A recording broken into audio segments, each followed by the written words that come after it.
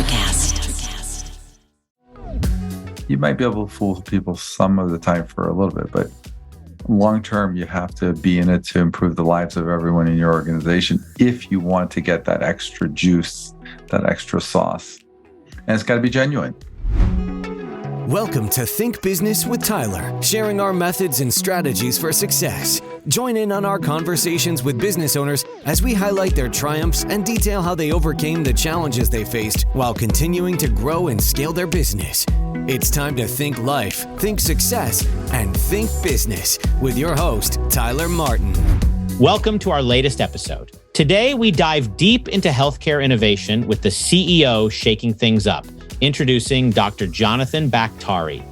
With over 2 decades of experience, he's here to reveal secrets on customer journey, CEO strategies, the power of ownership, and masterful negotiation tactics. Get ready for insights that could change your business game. Hey, Jonathan, welcome to the Think Business with Tyler podcast show. How's it going today? Oh, wonderful. Thanks so much for having me. Yeah, thanks for being on here. I actually should refer to you as Dr. Baktari, so I apologize for not being more formal. Excited to have you on the show. I'd love to just start with, can you tell us a little bit about what you do and just a little bit about you in general? Well, thanks. Obviously, I'm a physician and I practice clinical medicine and subsequently got into administrative medicine and then got into entrepreneur kind of ventures, and we eventually started our own companies, and we've been working on that the last decade or so, trying to innovate and help people by introducing new technologies and new ways of doing things. So that's been really our mission, and it's been a lot of fun. Yeah. So when you talk about healthcare, I kind of think like really stagnant, not a lot of change. And it's just, it hasn't really probably progressed with a lot of other areas. What are some of the why is that? Like, why do I have that perception? What prevents it from being more modernized? It's like going on a date with 4 people and trying to, it's just, where do we go? What do we order? You got to get consensus. It's not a mono kind of transaction. It's not like you sitting in your office and ordering a widget on Amazon where you decide what widget you want, you click and it shows up. When you try to do a healthcare transaction, it's not patient to doctor necessarily. It's patient to doctor, to insurance company, to the hospital, to other players that have to have a say in it or want to have a say in it or have a stake in it. So complicated transactions that involve multiple people by definition, have a certain amount of inertia, if that makes sense. If it was a straightforward transaction where you go buy a car, it's just you and the dealership, and you strike up whatever you strike up, and you agree on what you agree and what have you. It's a little bit more complicated, and I think that's probably held up some of the progress, both in technology and just innovative ways of doing things. That makes a lot of sense. So I guess you could arguably say it's a complex transaction, right? Which adds elements to it. You know what I was thinking? Does the privacy part of it also kind of stop the ability to do things because you have privacy issues and HIPAA laws and things like that? Well, the HIPAA laws are only, let's say, the last 10 years. And prior to that, it wasn't like it was the technology and innovation was booming. So I'm not sure we can totally blame it on HIPAA. Okay. Do you think privacy plays into it a little bit? Just privacy concerns? No? I don't think so. I think it has more to do with, there's a lot of different stakeholders that need to have their concerns addressed. And it's a complex interaction. And it gets worse because the amount of regulations and things you have to do only increase annually. I've never sat in my office and gotten an email from Medicare or Medicaid or someone else saying, "Oh, we've eliminated these 10,000, regulations, and we've made it easier." It's always adding on. Yeah. And you can only imagine what would that, as if someone like you who's been involved in a lot of businesses, imagine if you had multiple stakeholders tying your hand every time you wanted to make a decision, and it only got worse year over year. Well, it's funny you should bring that up because I have many clients that are in the healthcare side of staffing and recruiting.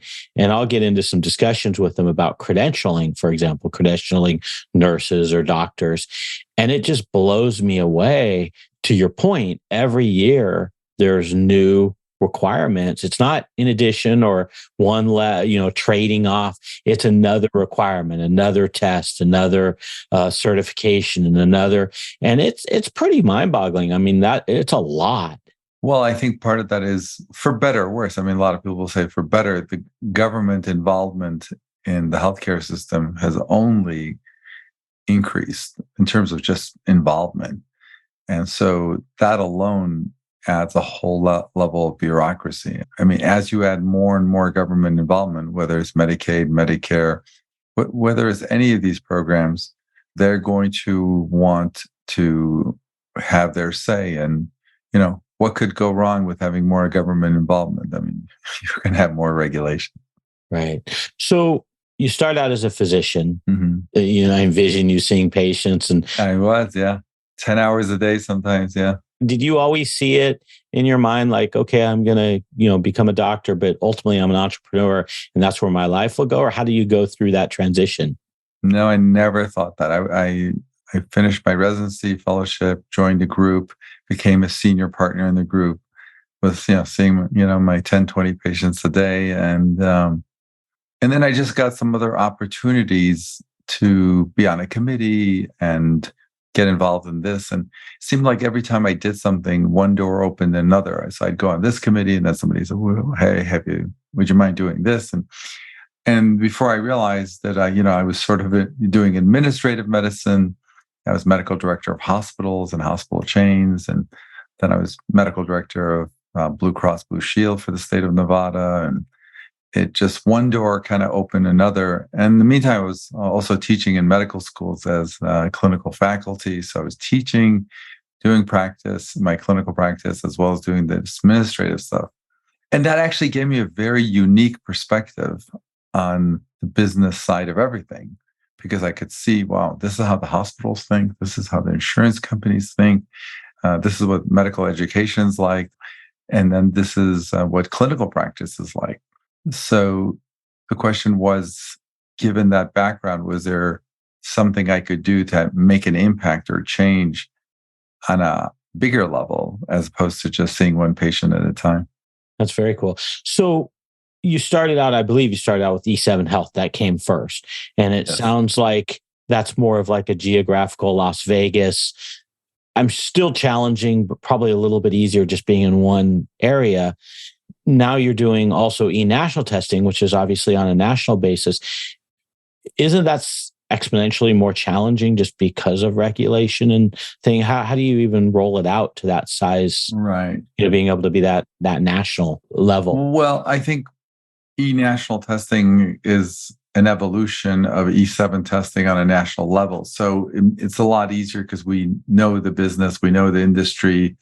We kind of got our feet wet doing E7 Health, and then we said, how can we expand it? Even E7 Health is brick and mortar, but our goal is to expand that regionally, and who knows beyond that too. So both are on a certain track, and a lot of it has to do with the technology. We write all our own technology. We rarely use third-party software, or out of necessity. We figured out early on that there was nothing off the rack that we could just take off. There's no tailored suit that we could just take and put on and fit perfectly for what we need to do, because nobody else was doing what we were doing with preventative medicine, adult vaccinations, and employee health, student health. It was so we actually, I think, created the category because there were people doing what we were doing, but they were all doing it as sort of side things, and we made it our main thing. So we had to get our own technology. So I often joke we're a technology company masquerading as a healthcare company. Yeah, I love that. Whenever I have guests on the show, and this happens frequently, they start out with a discipline that's not technology related, and then they built something that, for example, I had a gentleman on my show a few weeks back, and he was in the landscaping business, and he built it to, I think it was $10 million, and sold it, and he created this platform where he brings on a national level landscapers together with homeowners, and he brings that relationship. And he actually, it's not just like where he lists some profiles and then the homeowner gets to pick them. He actually controls the whole relationship to get the service. And it's just, but he's bringing that technology. He considers himself a technologist more than, and it's fascinating. But do you think is going to the national level, even though you bring the experience of doing it, I'll say more on a local level, do you have a whole nother layer of regulation in every state, or is that more of a federal thing? Well, yes. So luckily, we've contracted out with companies that navigate those relationships. So we don't have to do it per se. So in terms of navigating regulations per every state, there are vendors or people who will handle that portion of it. So part of our success has been, doing what we do, which is, taking care of the patients and as well as managing that experience and managing that quality. But if there are things that are outside of that, we try to identify strategic partners that can help us with that. Got it. I'll tell you where I was going with that. So I was trying to figure out in my head, what's your guys' moat, if you will? What's your barrier to entry? Yeah. It's interesting. For us, one of the most interesting moats is people cannot help themselves. When they do what we do, they also want to do primary care and they want to do urgent care. And it's very difficult to do what we do and not get tempted to, if a patient comes in with a sore throat and, I've got the clinic set up, I've got a clinician, I've got, why not see them? And we have not done that. We've stayed away from doing primary care, urgent care, and we just work on this preventative health stuff. We were essentially like a COVID company before COVID hit. We were doing vaccines for adults and testing for viruses and for employee health, student health, travel medicine. So, and then lastly is our technology, because we have a 10-year head start. I suppose if Microsoft wanted to get in the game and throw $100 million or $50 million or whatever, I'm sure they could catch up, but they'd also have to learn the business. And so you'd have to, one, know the business and then have enough capital to catch up. So I think that's a barrier to entry. What is the concern, or in terms of seeing patients, if you fall into that mode of, it's got a sore throat, I'll just, we have a clinic and I have someone. Is it lower profit margins? Is it higher labor? Is it getting just caught up in the whole process of having patients come in and out? No. I don't think it's any of that, actually. Okay. So let me just give you an analogy. If you go to a tire place that's discount tires, whatever, right? And then, you go in there and they're all geared up for tires. You got there's tires all the wall, and they got people coming in, tires. And then you walk in and say, hey, my engine's making a little rattling noise. And the guy, I could take care of that. You're like, you're a tire guy. It's not what you do all day long. You're like, maybe I'll take it somewhere. And, what we do is so complex. It's mind-boggling if you want to do it right. There's a reason we have 10,000 positive reviews on our website, because people get it, that's all we do. So the typical person we hire goes through 3-4 months of training before we can leave them alone. And that's if they're not doing primary care. So can you imagine? Primary care it's sort of like, why isn't your orthopedic surgeon also, doing your cardiology? He could theoretically, right? Why not? He could do it. So it's all a matter of perception. I think we have like a 4.9 out of 5 Google review. And if you look at all those reviews, and we have a third party that sends out reviews for us, that show up on our website. All these 10,000 reviews look like they were written by the same person. And I only say that jokingly because it does sound like, fast, convenient, never seen this before, amazing technology, fast, convenient, friendly, fast, convenient.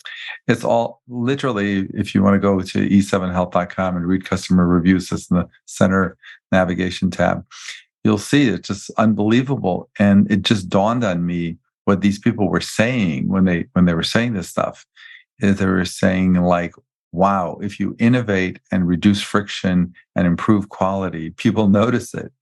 So it's pretty cool. So it only motivates us to invest more in technology and systems to improve the lives and reduce friction. Why is booking an appointment such a laborious process? Why do you have to show up in a doctor's clinic and they give you a clipboard? What's that clipboard all about? I mean, that's like dinosaur stuff. Why do you have to call your doctor to get your medical records? Why is there even a medical records department? Does Amazon have a records department that you need to call to find out what you bought a year ago? No way. Why not? What did I buy a year ago? Oh, you'll have to call our records department. They'll pull that up for you. The archive department. Right. So why can't medicine be like that? I love it. I love it. When you say that, it fires me up because it's so translatable to almost anyone running a business is, remove that friction. When you remove that friction, people buy. They want to do business with you. So the more you can get that down, just the whole fast, convenient, easy to work with, easy access to things. I mean, those are just such common phrases and words that really any of us as business owners should be striving for. I think you're right. I think there is a missed opportunity. You asked about a moat earlier. Yeah. When I try to mentor even CEOs and young upcoming business people, there's this really false perception that the way you build a moat in a business is great customer service. And nothing could be further from the truth. You have to have great customer service, of course. But if you think you're going to be the 10th CPA firm in one neighborhood, and you're going to destroy the other 9 because you have great customer service. No. And also, what's the mode on that? So the next guy provides, of course, I'm saying it's absolutely necessary, but that's not going to build a moat for you. It doesn't even start the scorecard, basically. Yeah, you have to get technology, or you have to have something that differentiates you. And I see this common mistake all the time. We're just going to be 5 degrees better than the last CPA firm. Yeah. Well, let's talk about that because you have just a ton of wisdom in this space of building a business.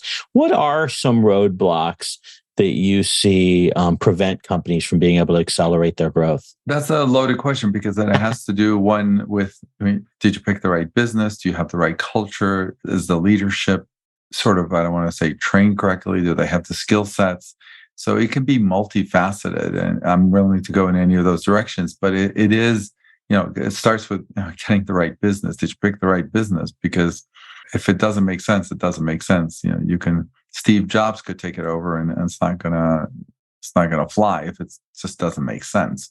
So you can't help a business that just is not viable per se, or it's not viable long term.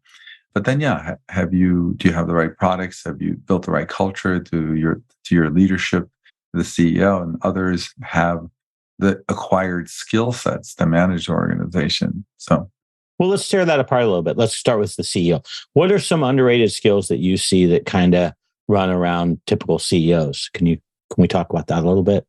Yeah, the number one for me is, I think people think being a CEO is a soft skill. Right. Especially if they're the founder of the company and, it was their idea. But I think people make the mistake of confabulating being a nice guy. People like me. I get along with people to being a good CEO. The analogy I like to give is if I put you in a cockpit of a 747 at 30,000 feet all alone, you're not going to land the plane because people like you and you're a good guy and people want to work with you. You're still going to need technical skills to land the plane. And I think one of the most common mistakes I see, people like me, and it was my idea. I'm the one that thought of it. So the one mistake is you got to go get the skills. You wouldn't fly a plane without getting training. If you're going to be a CEO, or if you want to become a CEO, acquire the skills. They're really skills like, how to enroll people into your vision. How do you build culture? How do you hire? How do you fire? When do you take your foot off the gas? When do you hit the gas? You have to calibrate almost every interaction. You could say the same thing 4 different ways. And you have to understand which out of the 4 you need to pull out of your pocket that moment. And so people look to leaders and they assume you're going to have certain qualities. The second thing I like to really add is, integrity. At the end of the day, nobody wants to work for someone who, doesn't have integrity, or isn't it just for themselves. If all they're thinking about is, oh yeah, I'm going to blow this up for myself, you might be able to fool people some of the time for a little bit, but long term, you have to be in it to improve the lives of everyone in your organization if you want to get that extra juice, that extra sauce. And it's got to be genuine. Yeah, authentic.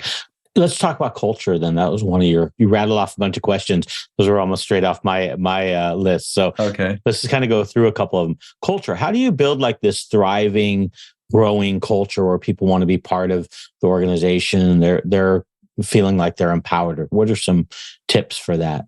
Yeah, as a matter of fact, I talk about this in my season 2 of my podcast, which we have labeled Crash CEO School. But one of the things that we talk about is this differentiator in our organization where we call people owners or renters, right? So either you're acting like you own the place or you're acting like you're renting the place. Now, there can be great renters, right? I've been a great renter where I rented an apartment and I took good care of it and paid the bills and da-da-da. Or I rent a car, last week when I was on a trip. I took great care of the car. I'm a great renter. Did I treat that car like I owned it? Maybe not. Did I park it way in the corner so nobody dings it? Did I, if I'm renting an apartment or renting a house versus I own the house, when I walk in, there's a plant maybe on the side that's maybe struggling a little bit. When I'm renting, I don't know if I notice that. When I own it, I noticed that. And so it's not a specific one, it's a mindset to get people to want to be an owner. And there's no manual. Did you get a manual the first time you bought a house on how to be more attentive? Yeah, definitely not. Did you get a manual the first time you bought a car versus rent? It's instinctual. Even if you babysit other people's kids, you're going to do a great job. But if you're taking care of your own kids, it's a different feel. Right? And it doesn't mean when you're renting, you do bad. So the question really is to really build culture, especially in your senior leadership, is you have to get that ownership mentality. Now, we could have a whole podcast on how to do that and the skills you need to kind of do that. But it's an ongoing process. But to put it in a nutshell, one, you have to sort of interview and look and then mentor those people. And second of all, you have to also look out for them. It's got to be a 2-way street. You can't just say, be an owner, give everything to this company, and we'll give you a paycheck and good luck. No, you have to. Your job is to make their lives professionally better, financially better, sometimes personally better, depending on the situation. And you have to look out for them. You have to mentor them, and you have to invest time and energy. So I love this whole renter owner concept. I mean, definitely ownership. You hear that a lot, but never in the concept of renter. I love that. It just it is true. I mean, are you here to stay for a short, are you here till your lease is up, or are you part of the ownership and you're here, you're thinking more longer term? Well, no, I'll even go further than that because someone can rent a house for 10, 15 years. It's true. It's not the length of time. They can plan on being a renter for 20 years. It's just, it's not theirs. And just so many examples. Look, here's the funny thing about renters and owners, and I tell this to a lot of CEOs. You may not know the definition. Okay. You may not know what to, call it even, but when you see it. You've had employees, you're like, yeah, they would give their left kidney for this place. So I need to take care of them. I think it was one of the Supreme Court justices case back, I think, 50s, 60s, but maybe it was Blackwell, whatever. There was a case on pornography. And one of the justices says, he goes, I don't know the definition of pornography, but I know when I see it. And it's like many things in life. Maybe we have a hard time putting a definition on it, but we know when we see it. If you're a business owner feeling stuck in your business, overwhelmed, responsible for everything that happens, and working long hours, Tyler helps his clients develop processes, hire high-performing team members, and better understand their financial metrics and numbers to allow for a more predictable, less hands-on business. To schedule a free, no-pressure consultation, head to thinktyler.com and click the meeting button. Tyler would love to see if he can help you work on your business, not in your business. Schedule a consultation today at thinktyler.com. Think life, think success, think business. I think it was one of the Supreme Court justices case back, I think, I don't know, 50s, 60s, but maybe it was Blackwell, whatever. There was a case on pornography, and one of the justices says, he goes, I don't know the definition of pornography, but I know when I see it. And it's like many things in life. Maybe we have a hard time putting a definition on it, but we know when we see it. Yeah, I agree with you. I just think most people don't go, hey, I'm going to be renting a house for 20 years. Most people, the vast majority, are pretty much probably renting for a few years or for their lease. And there is a mindset there, though. I mean, think of a leased car.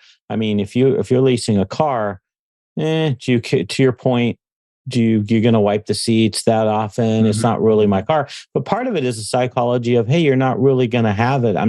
It's not something I'm going to have indefinitely. It's not something I'm going to be here for a long time. Yeah, but look at like unionized government workers who are there for 20, 30 years. They're just clocking and waiting until their pension kicks in. And not all. You can do this renter mentality for a very long time. Very long time. You know, True. You think the typical person who works for Macy's for 20 years, feels like they're going to change Macy's stock price? I don't think so. I think they're just, look, they're going to be nice. They're going to do their job. They're going to, sell what they have to sell or whatever. I would argue that 99% of jobs want you to be just a renter. I would agree. When a hospital hires their 99th nurse, 999th nurse, then they're not go to that nurse and say, listen, we want you to shake up and blow up this hospital. No, they're like, we just want you to show up, see, be nice to the patient. When I hire my 200th CPA guy in my accounting firm, I don't go to the 200th guy and say, listen, I need you to blow up our world here. They're like, listen, just come in, don't shake anything up, just do your thing.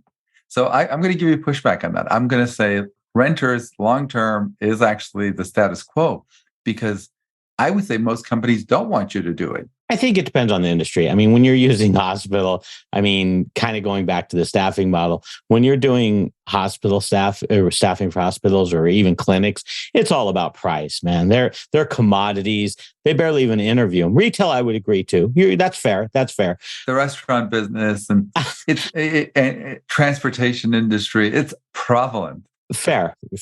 But I would tell you, in a lot of more traditional businesses that are not government backed or have this air of security, right? Retail doesn't have security. Right. There's a lot more where we're looking for oftentimes to build people. So, well, I think, Tyler, you and I are saying the same thing, because I think you and I are in a different world and I'm just saying 95% of the jobs in the United States are not in entrepreneurial organizations and things. And that's the problem. I think I used to think that way. But I think we have a skewed perspective because of who we've been hanging out with. Yeah. Because when you walk into Target or when you walk into anywhere, you're just at a shop or anywhere, you call any one of many businesses that you run into every day. For a lot of people, it's simply a job. And this doesn't mean that they're doing a bad, they can do a great job. I think that's another thing. They can do a fantastic job. But, as I say it, when they're going home on the car ride home, they're not thinking, oh, these are the 4 emails I missed, and I'll pick up. And they don't have to, and I don't think it's required. But the reason why I'm sticking on this point is because that's one of the challenges. Because when you hire people, their last 10 jobs have probably been something that didn't call out for this. And if you don't realize how unique it is to ask for this, that it's not, I'm sure they've had this experience. I would say most of the people that, we've had really great luck with and have become owners had a track record of just going from one renter job to another. And then we come and say, listen, we want you. And that's the part that requires mentoring. If you think this is so common that, oh, anyone I heard probably had 4 other jobs where they asked them to be an owner. I haven't seen it. It's rare to never that someone says, oh yeah, my last job, we had to all be in. And if you don't mind, there's one other dynamic that I like to talk about this, which is Please. one of the dynamics of owners and renters is if the majority of the people in an organization are owners and you hire a renter, there is immense pressure on that new person to figure it out, because the culture is, you have basically owners. The flip side is if you take over an organization, or however you got there, you have an organization where majority of people are renting, and then you put an owner in there, there's going to be tremendous amount of pressure for that owner to back off because of the culture. And so it's like if I got a job at the post office tomorrow and I walk in on day one and say, hey guys, I got some great ideas for how to revolutionize this postal service. And they'll be like, yeah, listen, just back off, just go. We got it under control, because they don't want innovation necessarily, right? I mean, they're okay. And not to pick on the post office, but I mean, it's, they're okay. They're comfortable. They're okay. And yeah, maybe innovation will occur, but they're not staying up nights thinking about it. Right. Yeah, I agree with you. I definitely, certain sectors, I think, breeds that more than others. Great point. I just have never heard the renter concept. I think that's just an awesome way to articulate it. Hey, I got a couple more things I wanted to cover with you. Yeah. One thing in terms of negotiating strategies, I know in reading about you a little bit, you had talked about you had some successful strategies for negotiating. Just want to talk about that a little bit. What are your thoughts around that? Yeah. So negotiating is something that requires a little bit of training. Remember the old adage that you always hear, you don't get what you deserve, you get what you negotiate. Yeah. And nothing could be further from the truth. And I think that's another common mistake. Like they go into a meeting or whatever, like, well, sounds like we should deserve this. Sounds like this would be a fair deal. And they don't get it. And because you don't get what you think will be fair unless you are planning on negotiating. So in terms of negotiating, you have to assess prior to any meeting or endeavor who has the leverage and to what degree. There are situations where it's equal, but for the most part, often one person has a little more leverage than the other person. So if you have all the leverage, then obviously it's going to make things a lot easier. Or if you have most of it, if they have most of it, then you're going to have to figure out a way to create your own leverage. I have a whole series of podcasts where I talk about this, where you create your own leverage. But a lot of the stuff is do your homework. I have some really big no-nos. Never ask or bring up something that's already on their website. I know it's a big pet peeve of mine when people come negotiate with us and they basically want me to read my website to them. So do your homework, look up the people on LinkedIn, always try to do in person. The success rate is the one thing that the success rate on Zoom sucks compared to live. When it comes to hard negotiation, people make quicker decisions if they can touch and feel the other person metaphorically.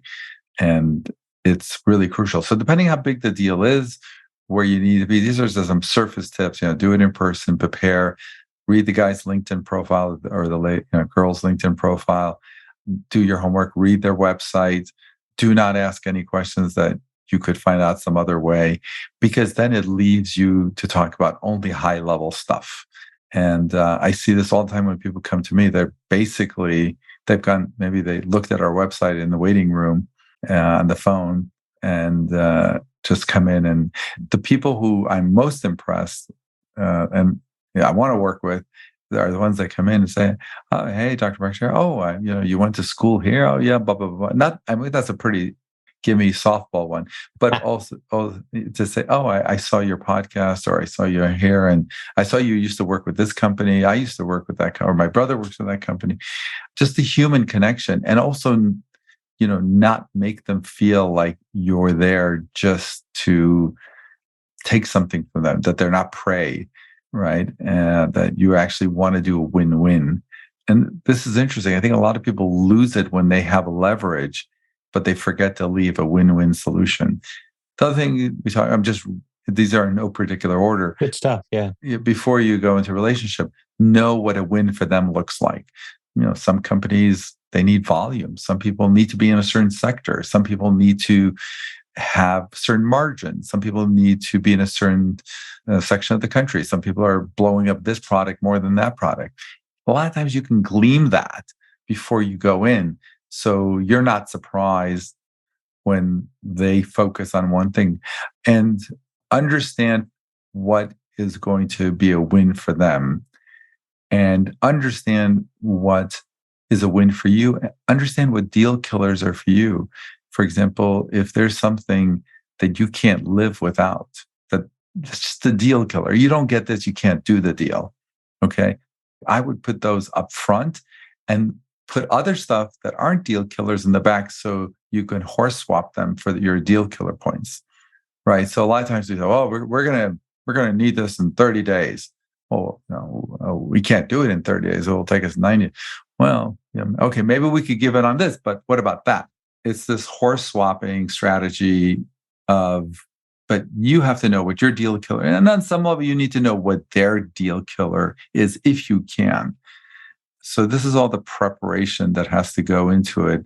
The other thing I do is before we have a meeting, I often call the person and say, hey, would you mind if we had a pre-meeting just to make sure we're all on the same page? And in the pre-meeting, it's interesting because sometimes they will tip their hand to what the meeting will be, but right? Or they'll tell, maybe it'll be well, listen, my senior partner is going to be really focused on, oh, that's interesting to know.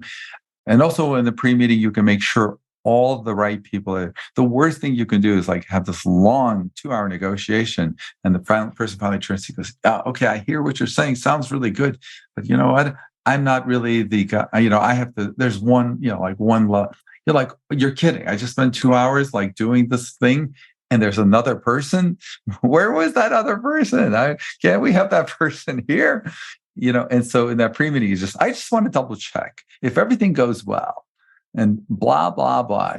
Is there anything stopping us from getting to this next thing? I mean, is there anything stopping us from doing a deal? I mean, assuming everything, you got everything you want and price is right, blah, blah, blah. If they say, well, yeah, no, then we'd have to run it up to blah, blah, blah. I'm like, well, you know what? Let me ask you a question. Is there any way, we could have Susie at this meeting too? Because I'm thinking you guys can make a better decision if both you and Susie can hear this at the same time. Yeah, that's a good one. So, anyway, that's powerful. That's good stuff. Hey, I got 2 other things and we'll wrap up. You created a course, High Converting Call Class. And at first I was like, I'm not really sure what that's all about. I got to go check it out. So I went over there, and it appears it's a class on handling incoming calls, which caught me off guard a little bit because I expected it to be more something related to outbound. Can you kind of synthesize that in terms of what can we do when they're incoming calls to be more effective? Yeah. Before you ask me that, what I want to tell you is one of the things we discovered in our businesses is that if people are not trained to take incoming calls properly, and I don't mean trained on your business, of course, which has to happen, but properly trained on how to handle phone calls. What we have found in a typical business where you're trying to either book an appointment or sales, 30% of people buy with someone answering the phone with no training.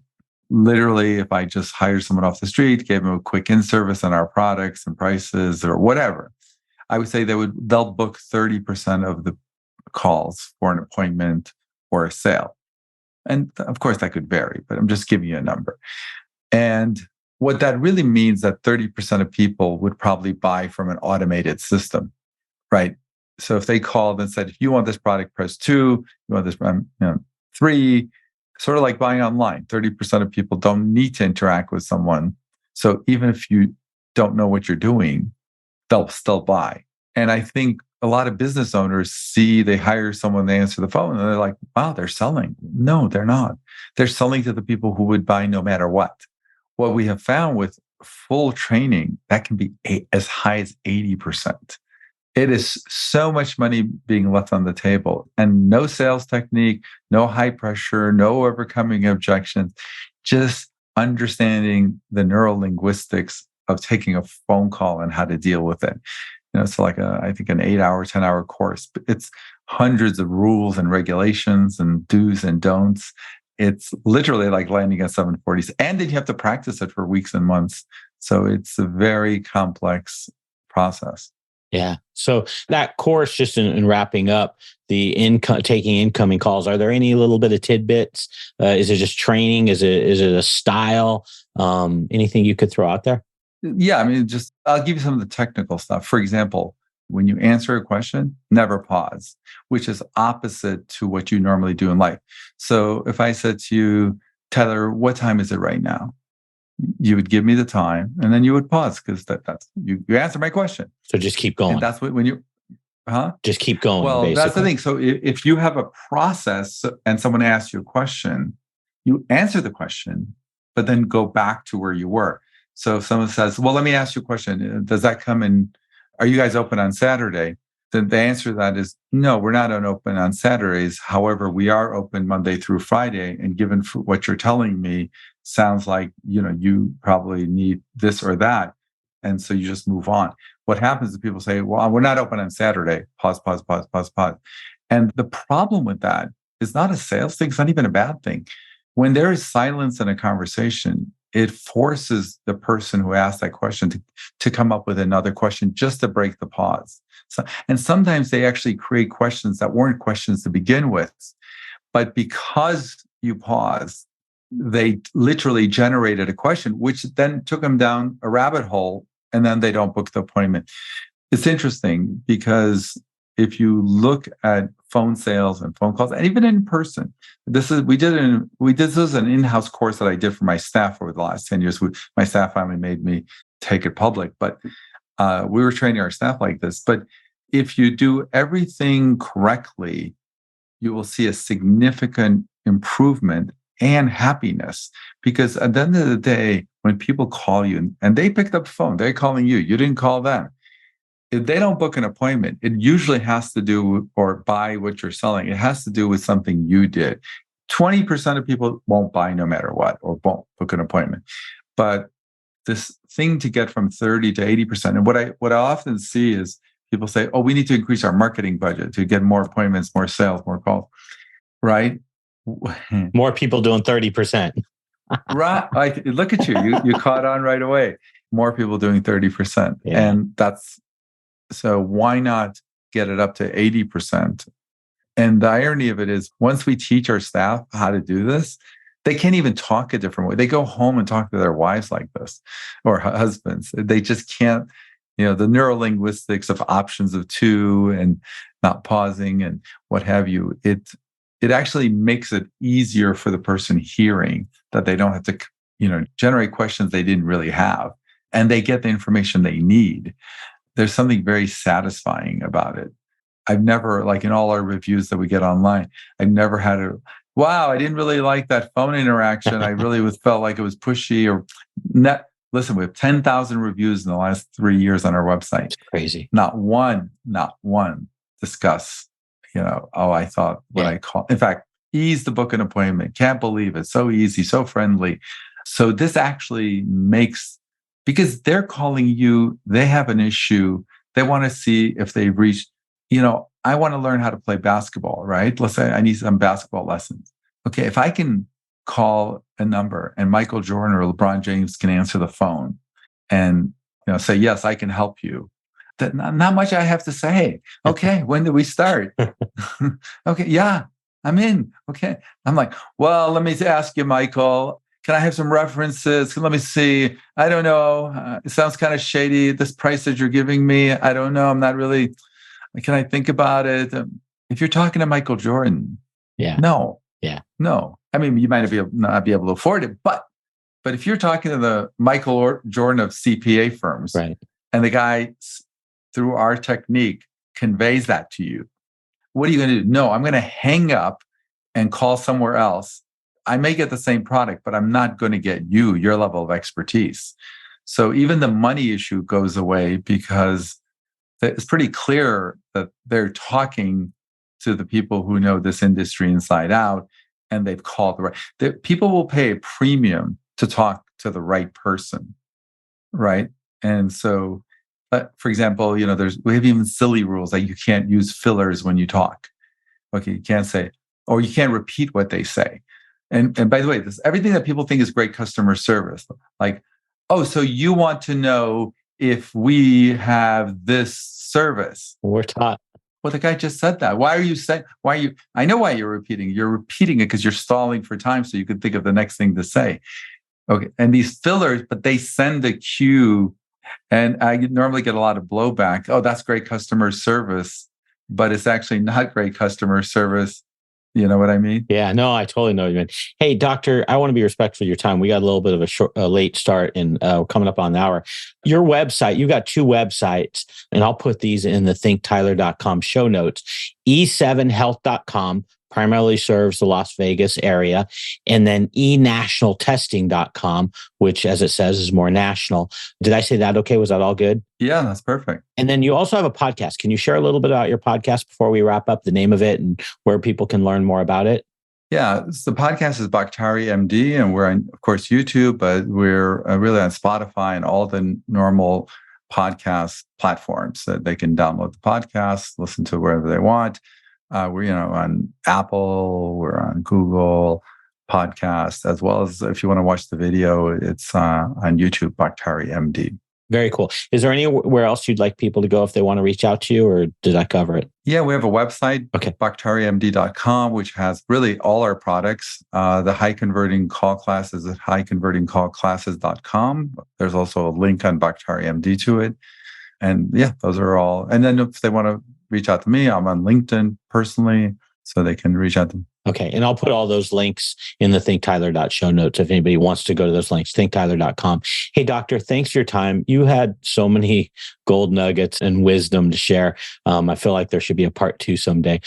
Maybe when you publish your book, which I'm sure isn't too far away. Oh, thank you. Well, I saw you have an ebook. Did I see on your website you have an ebook? Yeah, I have an ebook, which is no big deal, but I actually am in the works of hopefully publishing a book. I've got it about 3/4 done. It's going to be entrepreneurial in terms of growing and scaling your business. So I'm kind of excited about that. I haven't really mentioned it to anybody other than family. So yeah, someday hopefully I'll be an author. Yeah. Congrats. Yeah, I saw you're on your website. You had the ebook. Now you have this. Amazing. Yeah. Thank you, doctor. Hey, appreciate your time, and I look forward to talking with you in the future. All right. Thank you. All right. Be well. Take care. That's all for this episode of Think Business with Tyler. But we have plenty more resources to help you in your pursuit of business excellence on our website at thinktyler.com. If you'd like to be featured in a future episode of the show, feel free to reach out to us on social media at think_Tyler. We look forward to helping you think life, think success, and think business.